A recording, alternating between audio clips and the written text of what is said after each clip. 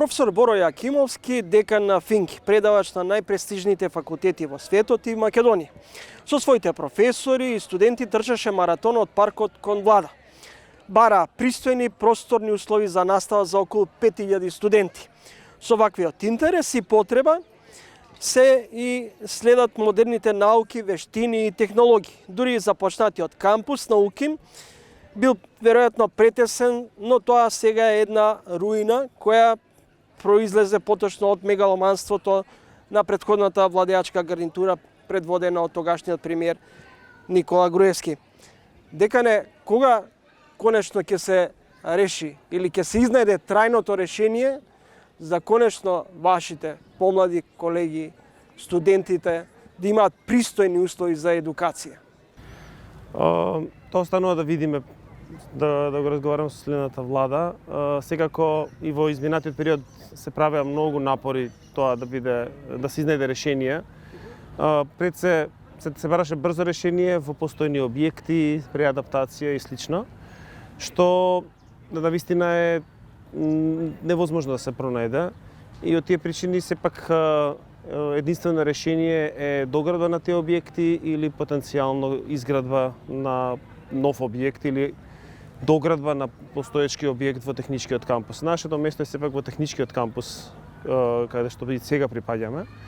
И сметам дека можда најдобро ќе биде да се оди кон трајно решение во тој простор.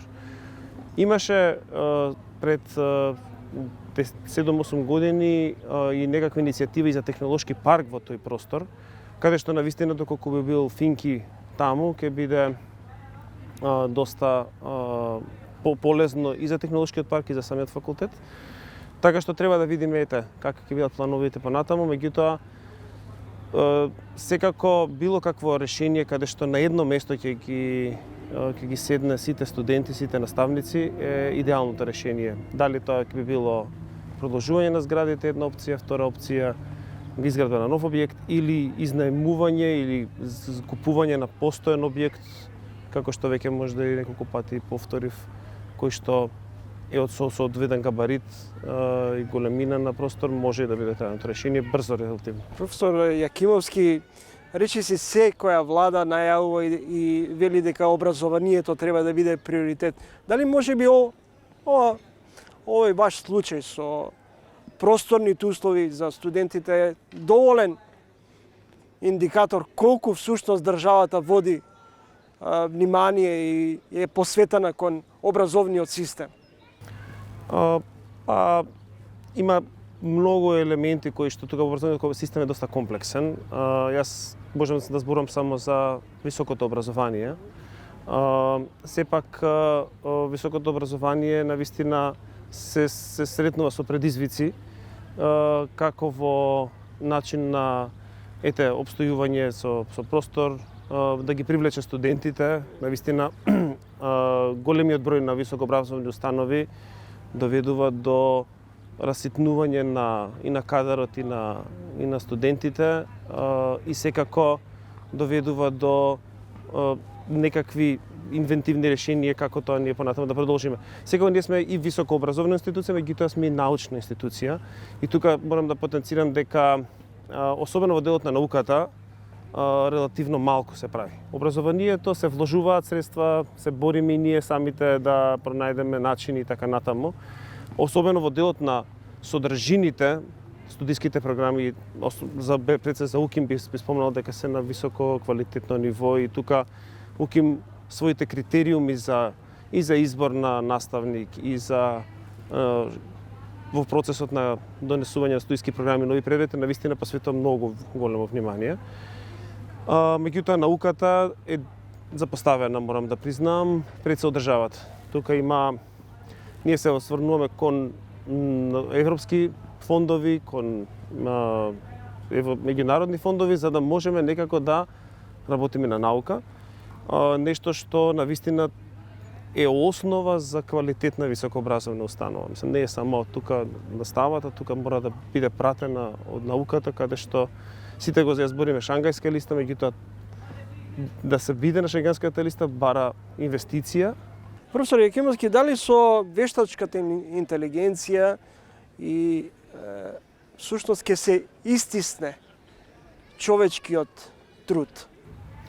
Па тоа е филозофско прашање повеќе, меѓутоа вештачката интелигенција според мене треба да ја гледаме во насока на поддршка и паметно. Секако голема револуција носела таков страв дека со введување на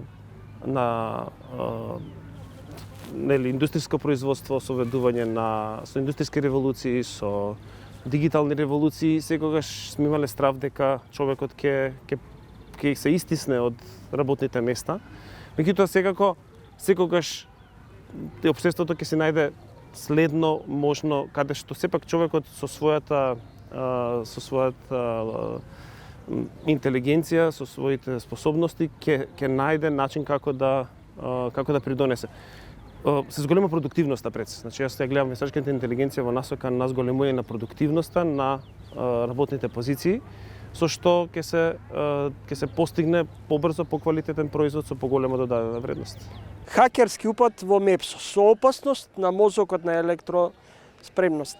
Пред повеќе од една година напад на базата на податоци на пензијскиот фонд. Хакерите уценуваат, бараат главно биткоини за одземените податоци. Како против овој сајбер криминал? Тука е и сајбер криминал и секако сајбер војување и дури на крајот на денот и едноставна игра на некои деца може да се случи, да доведе до истото.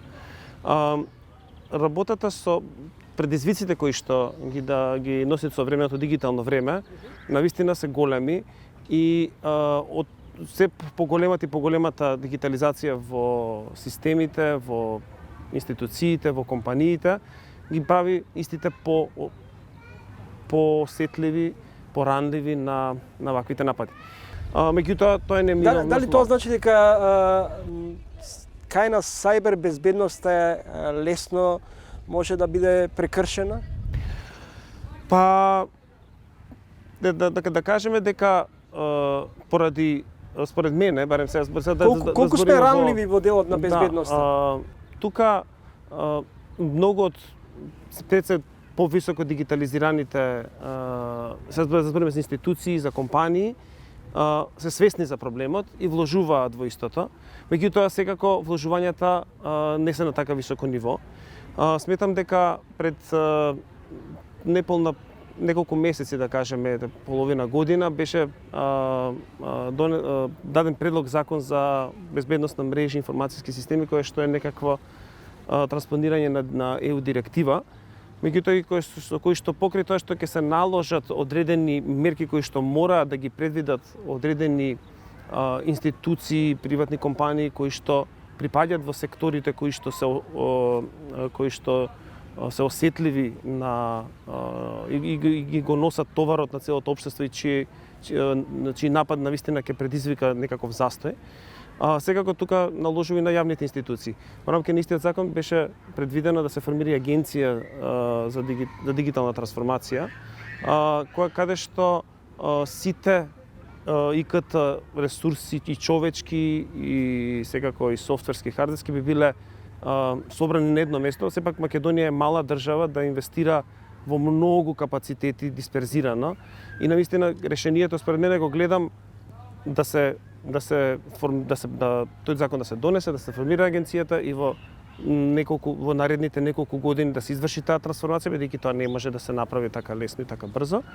По чие што централизирање ќе биде многу поедноставно да се браниме и поевтино за нашата држава. Сепак решенијата кои што се во cyber security делот и човечките капацитети и софтверските решенија и хардверските решенија се доста скапи.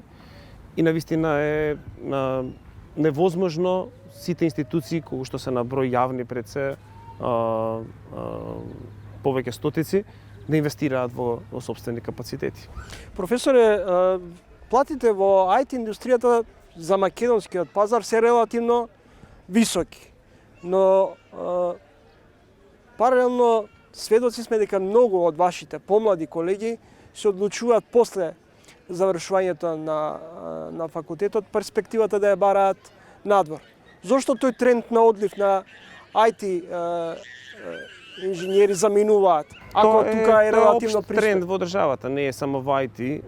Може за IT е најлесно да се најде работа надвор, бидејќи сепак инженерите кои што се школуваат на нашиот факултет и на универзитетот, а секако и инженерите кои што веќе неколку години работат во компаниите се на високо стручно ниво и многу лесно може да најдат работа, бидејќи барем во минатиот период имаше голем недостиг на такви кадри. Ако целта е да не дозволиме да си заминат, како да ги задржиме? Па мислам дека македонските ИКТ компании доста работат на таа тема да ги задржат. Секако има предизвици. Можда полесно име на ИКТ компаниите кои што работат со странство, или со странска во собственост меѓународни компании. На македонските компании кои што работат чисто на македонскиот пазар, навистина се препречени со еден предизвик да опстанат, бидејќи сепак македонската економија во IT производите, продажба на сервиси и услуги, навистина е на пониско ниво, сепак економијата е на пониско ниво, не може да плати високо стручен кадар да се задржи, меѓутоа некаде е во средина таа излезот, да кажеме. Мораме да се отвориме и кон надвор и да работиме и внатре. И секако државата да даде рамноправни услови за сите. Дали тоа значи дека ние сме всушност кадровски бунер за поразвиените држави, па ни ги одземаат луѓето од тука? Тоа во IT за жал е секаде, не е само Македонија. Овие помалку развиените држави секако се извор за малку поразвиените. Од поразвиените одат во поразвиените. И од Германија има одлив на IT. Не е само во Македонија, дека таму само прибираат. И од таму исто многу, затоа ни бараат прилив од кај нас, бидејќи ти имаат универзитети, навистина квалитетни универзитети, продуцираат голем број на инженери и таму. Меѓутоа нивните инженери може да заминуваат за Америка, за Австралија, за Норвешка. Тоа е еден тренд на движење каде што навистина ние не сме специфични, туку сме дел од целиот систем и иако државата вложува во тие кадри да се школуваат, тие секако одат надвор. Треба да има мотивација тие да пробаат од тука, бидејќи ИКТ е многу лесно да се работи од било каде. И доколку условите се тука на исто ниво како надвор, на инженерите не им е важно каде ќе бидат, може од било каде да работат. Колку роботите ќе ја заменат живата работна сила? Тоа е веќе реалност. Тука големите фабрики веќе немаат премногу работници, имаат роботи кои што пред се тешката работа ја работат и прецизната работа, бидејќи тука е незамисливо високо прецизна и високо кои се произведуваат во тешката индустрија, секако големи автомобилска или слично, да не се користат роботи. Од една страна се уште почнуваат и прво смукалки да чистат сами, можда наскоро ќе доживееме и да готват сами и така натаму. Така што можеби ќе се движат работите, ама во насока на помош. Од една страна имаме компании кои бараат квалификуван кадар или кубурат со недостиг од квалификуван кадар, од друга страна пак имаме фирми кои се повеќе се склони на создавање или користење на роботи во компаниите. Не ми се верува, секако само ќе се зголеми продуктивноста. Еден човек, ако до сега за една кола ни требале 10 луѓе, сега обратно би гледал работата. Сега со 10 луѓе ќе направам 100 коли. Нема да направам 10 или нема да направам една. Обратно би ја свртил работата, бидејќи сепак човекот мислам дека ќе остане во процесот на пред се креативниот, иако и сега се што генерира вештачка интелигенција изгледа креативно, меѓутоа тоа е во голема мерка мешавина од претходни автори и така натаму. Меѓутоа има сепак предизвици. Тука особено во европската регулатива става некакви граници, ограничувања до каде може да оди сето тоа. Каде веќе треба да бидеме предпазливи, бидејќи сепак може да навистина да се злоупотребат тие работи. Благодарам за издвоеното време. Благодарам вас. Тоа беше професор Боро Јакимовски, декан на Финки.